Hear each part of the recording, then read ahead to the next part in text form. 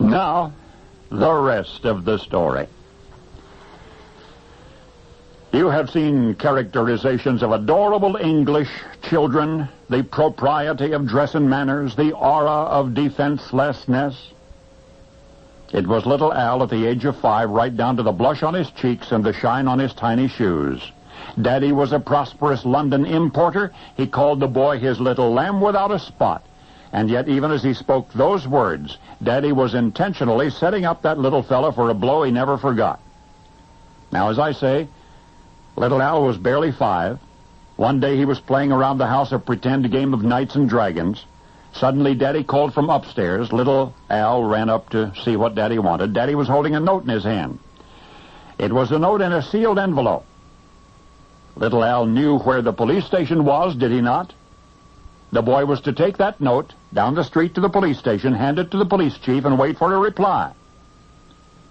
Well, sensing the importance of the message, little Al eagerly accepted the errand, and by the time he reached the police station, he was out of breath, but still beaming with pride over this new responsibility. "I'm to wait for an answer," said little Al, thrusting Daddy's message into the police captain's hand.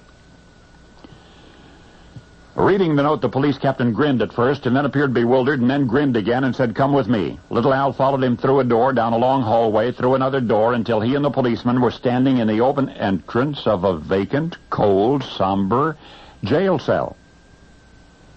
Before little Al knew what was happening or why, he was inside. And the iron-barred cell door was clanking shut behind him. He could hear the police captain's voice trailing away, as the police captain said, "This is what we do to naughty boys." And then all was silent. There was no one to hear little Al's frightened cries for probably only about 10 minutes, but it seemed an eternity. And then the captain returned and released the boy without any explanation. Little Al ran as fast as he could. And from that day on, he lived with fear, an exceptionally nervous childhood devoid of friends, followed by a lonely adolescence full of trepidations and phobias. A strict Jesuit education replete with regular corporal punishment only expanded his vast repertoire of anxieties. He would approach young manhood with a permanent case of the jitters, with a lump in his throat and a knot in his stomach and a sense of unwarranted suspense. He was afraid of high places. He was afraid of what might be lurking around the next corner. Most of all, and for the most obvious reason of all, he was terrified. All his life, he was terrified of policemen.